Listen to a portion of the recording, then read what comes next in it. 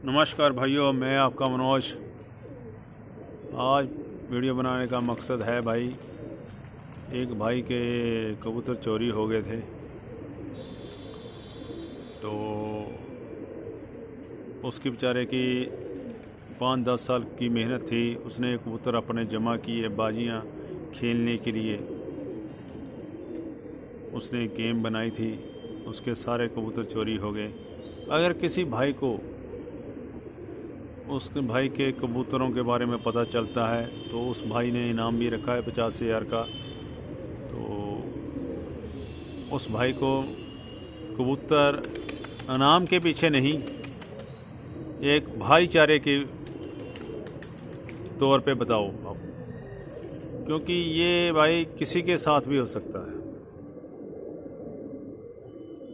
मैं तुम्हें एक बार बता रहा हूँ, चोर किसी के नहीं होते। चोर किसी के नहीं होते, क्योंकि चोरों ने तो चोरी करनी ही करनी है। आज इस घर में, कल उस घर में। किसी का खेल खराब करके किसी को क्या मिलेगा? कुछ नहीं मिलेगा। तो कहते हैं बेईमानी का धन हो, बेईमानी से कमाई कोई भी चीज़ हो, कभी किसी के पास नहीं रहती, कभी नहीं रहती। वो उसका कहते हैं ना, एंड माड़ा ही होता है। तो अगर किसी भाई ने भी अगर उस भाई के कबूतरों के बारे में पता चलता है तो उस भाई को ज़रूर बताए, क्योंकि उसने बेचारे ने खेल तैयार किया है, बाजी लगी हुई हैं। उसके दूसरे बंदे के लिए कुछ कोई काम के नहीं है। अगर वो सोचता है मैं ले आ गया यार, खेल बना लूँगा, मैं बाजी उड़ा लूँगा, नहीं उड़ेंगे, नहीं उड़ेंगे। क्योंकि बेईमानी का, मैं तुम्हें बता रहा हूँ, धन कभी रहता नहीं है।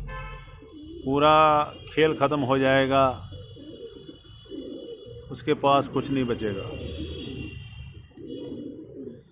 फिर वो बंदे बाद में पछताएंगे भी, यार हमने ये ऐसा किया तो हमारे साथ भी उससे भी बुरा हुआ।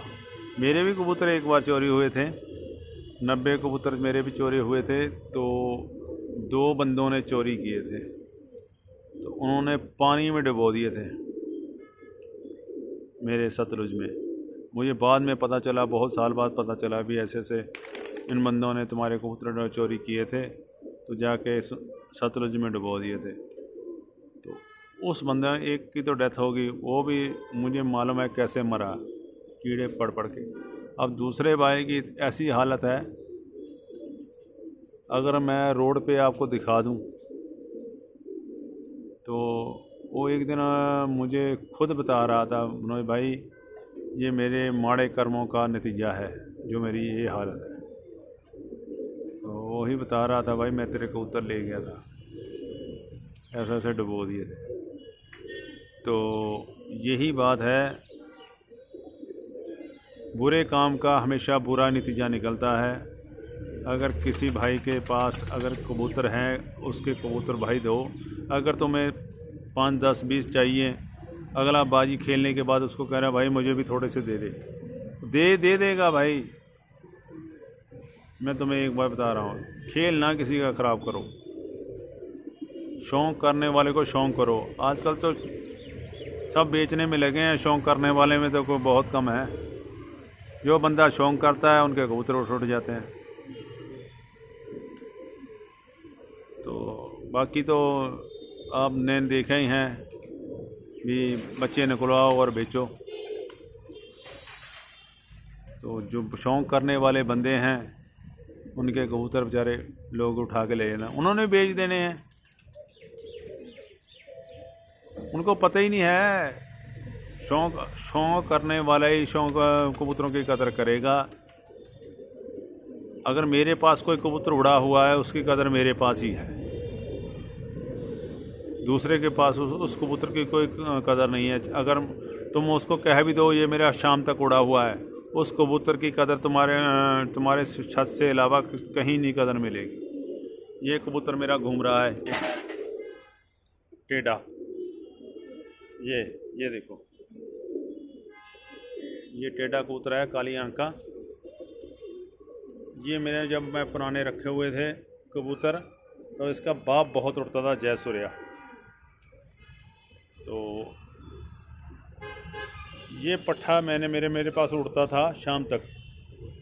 तो मैंने जब कबूतर छोड़े थे तो ये भी कबूतर दे दिया था। तो अब जब मैं दोबारा रखे तो उसको मैंने पूछा, यार मेरा जयसूर्य का पट्ठा पड़ा है, टेढ़ा है। तो वहाँ इसकी कोई कदर नहीं थी। मुझे मालूम है ये कबूतर क्या है।